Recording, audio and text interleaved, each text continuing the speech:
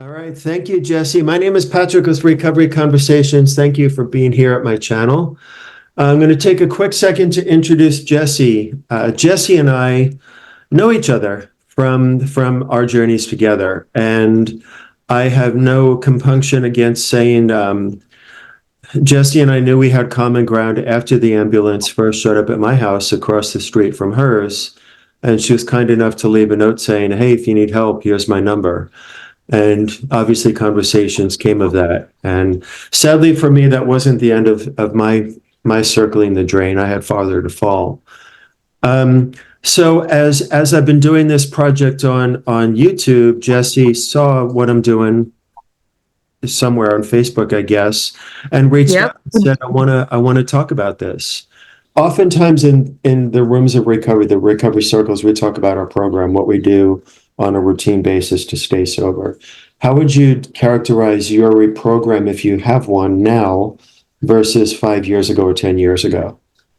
I think so. My recovery journey itself, I think, you know, recovery almost always goes to the steps, right? To follow. And there are some good foundational skills in that to help one get out of that hole that they've dug for themselves. Hmm. Um, but I've never really gone through a full program. I have done like intensive outpatient, Hmm.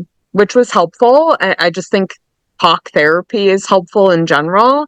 But it has never been like a rigorous program per se. I think at the beginning of my journey, my habits were really just like getting out in nature, I guess, Hmm. walking, putting my focus and time and energy and strategically into things that were healthier for me. And I still got joy out of. So yeah, it's kind of hard to say. And I think that's part of like why I struggle with talking about it. Um, I think ultimately, for like a lack of a better phrase, I just pulled my head out of my ass and was just, I was just tired of living that way. And I finally realized that life was not going to come to me easily. I had to make the choices to live the life that I wanted to live. And I wasn't living the way I wanted to live. Like the things that I did for recovery were for me, like I found them and I connected with them. And it was just a like literally just as small as going for my walk, like Hmm. during a certain time of day and like making those my habits, rather than being told what to do. But yeah, I think being in those types of spaces in recovery, like having 12 steps that you have to do, or certain structures that you have to do to find your way out of it, it just didn't work for me. Hmm. So at what point did you make that transition? I mean, my experience being in 12-step programs is there's a significant pressure that this is the way you're supposed to do it. So, Yeah. somewhere along the lines, you made a conscious effort to say, that's really not my jam. Yeah, So can you definitely. explain that a bit? How did you come? Yeah. So, I mean, I think so. I found my recovery most importantly, after I got out of jail. So I spent some time in jail, Mhm. for like driving offenses. So that was like, it wasn't very long. But it was 30 days and it was over the holidays. So I had like clean time under my belt at that point. I detoxed when I Mhm. was in jail, and it was the lowest point that I have ever been. And um, while I was in there, there are programs that you can like do. And ultimately, it was like, okay, this is something to pass the time, I guess, while I was there, waiting to get out. Um, but I had a plan in place, like, and as I got out, when I got out, um, I was on, I still had an ankle bracelet. So I was like stuck in my house Hmm. for 8 months. Um, and I could leave to go for a walk and I could leave to go to school because I was getting my degree during that time as well too. Um, and I just didn't give up on that. So I think that I had some good things that were still happening, even though I was facing one of like the lowest points. Also part of my recovery was, and I know that this is controversial in a way, but did go to the methadone clinic for a Hmm. while. Hmm. And it got me in a better headspace. And I also just knew that that wasn't where I wanted to stay forever.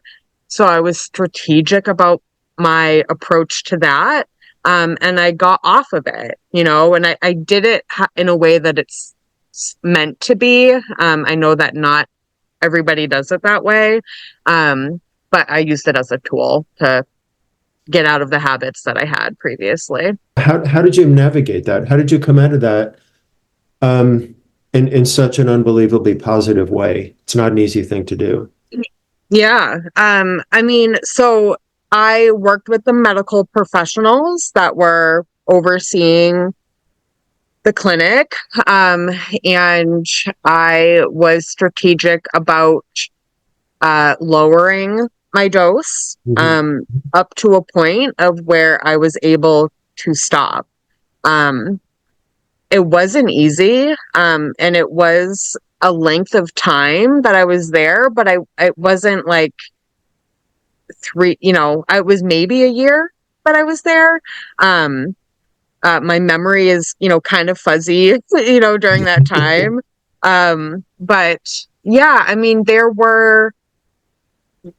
and this is not like a knock to them and what their recovery approach is, but there were people there that had been there for 3 years. And I'm like, I just don't want to I don't want to have to do that. I get why I have to do it right now Yeah. for for my for where I was in my mental space and my addiction. But I wanted to be stronger than that. And I knew that I could be. Um, my recovery approach was a very lonesome solo journey. I just knew I had to be stronger than the addiction. So there's two other points I want to get to, but you raised yet another one that I want to dig further into. So I've had this question in my head since we started, and you just kind of made it even more apparent. A lonely solo pathway is how you walk. What was the carrot? Like how did you get through prison? How did you get through an ankle bracelet, like out in public wearing this bracelet? Yeah. Methadone clinic. How did you do this? What strength did you draw upon to get to where you are now, which is a healthy, happy, wonderful person? Yeah. So my dad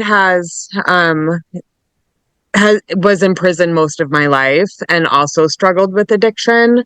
Um, and my mom, I always just say this, my mom just raised me better than that. So when I literally found myself in that same cycle, like doing the same things, I was like, I no, because I know what my future would look like had I continued to go down that path, which was so easy for me to do because Mhm. it was just part of my DNA, you know? Um, but I also had the other part of my DNA, which was my mom, who never struggled with addiction. She lived a healthy, stable lifestyle. So I think that having like that environment, I fought it for a very long time. Rebelled against that. But I have found so much peace in like a calmer life, So I'm very thankful for that every day. That's awesome. Um, Yeah. So one of the things you mentioned, well, prisons in your background, brief stay in prison. My studies have shown me that 100 years ago, the Western world, America, made a fateful decision, which was to treat addiction in the judicial system, in the penal system. Hmm. Do you think your experience with prison was additive to your recovery journey, or a negative? Did it help you on your way? So for me, I think it helped only because that was like my rock bottom. Hmm. I think rock bottom looks very different for a lot of people. That was mine. Um, but I don't think that there was my my strength, like in my recovery, didn't come from there. That came from within. Um, I don't think that, how do I say this? There are absolutely tools that are provided in there somewhat, like, but it really is dependent on the person and what they do with them. Um, so yeah, that's a tough one. It's a tough one. Hey, this is Patrick. Thanks for being here. That was Jessie. She's pretty awesome, right? Um, I respect the hell out of Jessie for sharing what she shared about her journey. It takes a lot of confidence to do that. And for me, it represents a very delicate balance between respect for the people I interview, respect for their story, and gratitude for their willingness to share it with you publicly, because it matters. The only way we're going to get around the stigma of addiction is if we show what addiction's about and what recovery is about. That makes part of my journey pretty difficult. I consider Jessie to be one of the heroes of recovery. She battled this and she persevered. She figured out what she needs to do, and it's working. And if she did not tell me when I met her that she's in recovery, I'd never know. She didn't show up in the rooms like I was doing. She's not really on the radar in the recovery circles. And for a lot of people, that's the goal, to return to normalcy. So hats off to Jessie. I hope some of you are inspired with her story. And if you or anybody got well in the absence of 12-step work, I want to know your story, and I'm hoping you're willing to share it with others to inspire them. Mahalo, and my email address will follow in just a second. Thank you for being here.